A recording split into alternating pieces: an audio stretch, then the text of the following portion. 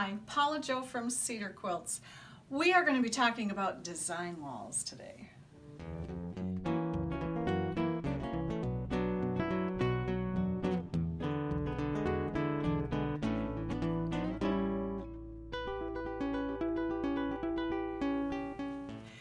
I like this design wall for many reasons. First of all, it's Hobbs Heirloom, and I love Hobbs Batting.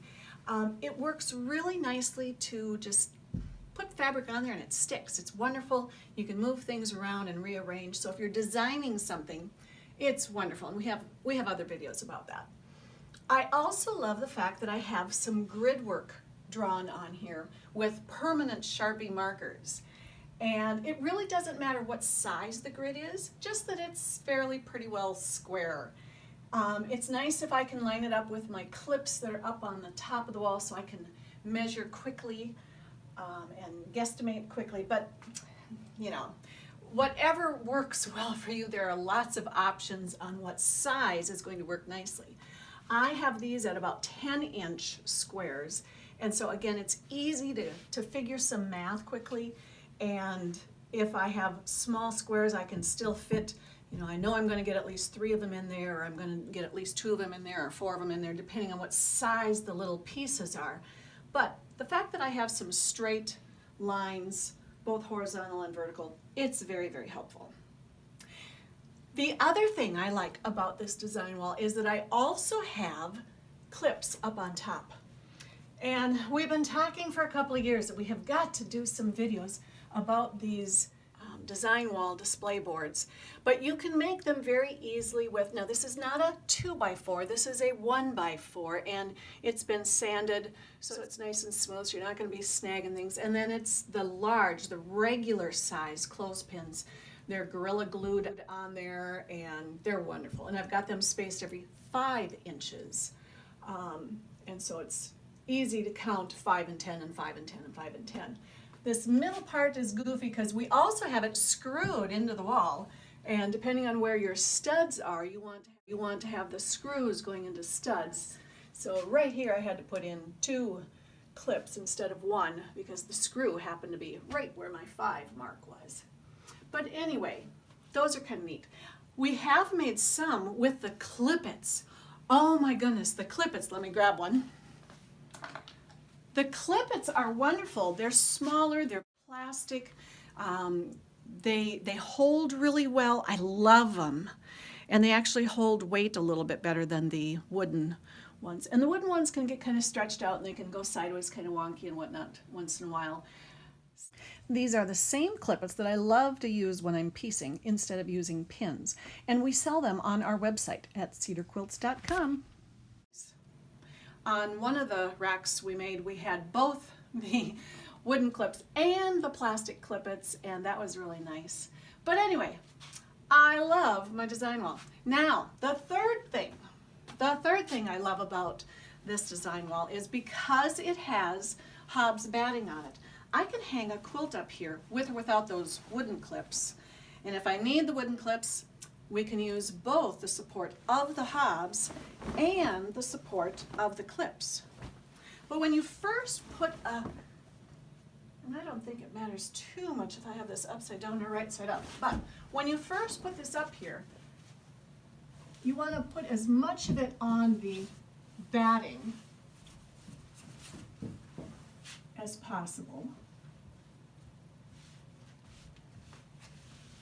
And even without the clips, the batting alone can support that quilt top. It's so cool. And then I can take a picture of it, I can sketch designs on it and try to figure out what I'm going to do, but the batting holds it on the wall. If it's a little too big, if it's a little too heavy, if it's flannel, if it has some minky pieces in it, which the back sides are really slippery so they don't stick as well, I can instead get a chair or a stool and I can put it up all the way and support it both with the clips and the batting, and then it shows. If I have a quilt that's already finished and I want to take some pictures of it, give me just a second.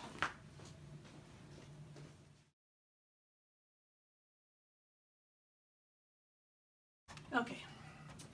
So if I have a finished quilt that I want to put up there, I know this is going to be too heavy. So then I get out a chair, not one on rollers. I have several down here that are on rollers, which are really nice, but they're not safe to stand on. And I have a couple of little step stooly things, but my safest one is not quite tall enough.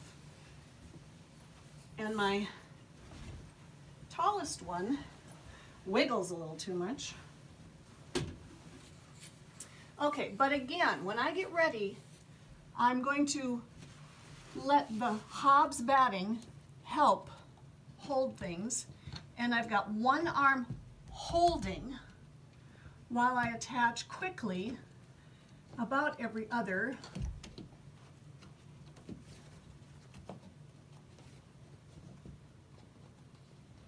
And then once I get as much of it hanging and supporting nicely, then I can adjust and get the other sides. Or if my wonderful husband is home, he's really tall and handy, so I oftentimes will have him help me hold one end. But even if it's kind of a big and heavy quilt, the Hobbs helps to support a lot of the weight, and the Klips help to hold. But if you just clip one side and think that those Klips are going to hold, they're not. Oh, but speaking of gorgeous quilts, isn't this so pretty? Leanne is going to be picking this up today, and I can hardly wait for her to come and see it. This was a vintage piece, and I believe it was sort of a UFO, an unfinished project. And so I'm anxious for her to come, and we're going to get some stories, the stories behind the stitches, a little later today. And then hopefully we're going to share more secrets about this quilt with you. Thanks for stopping by. Come back later. Toodaloo.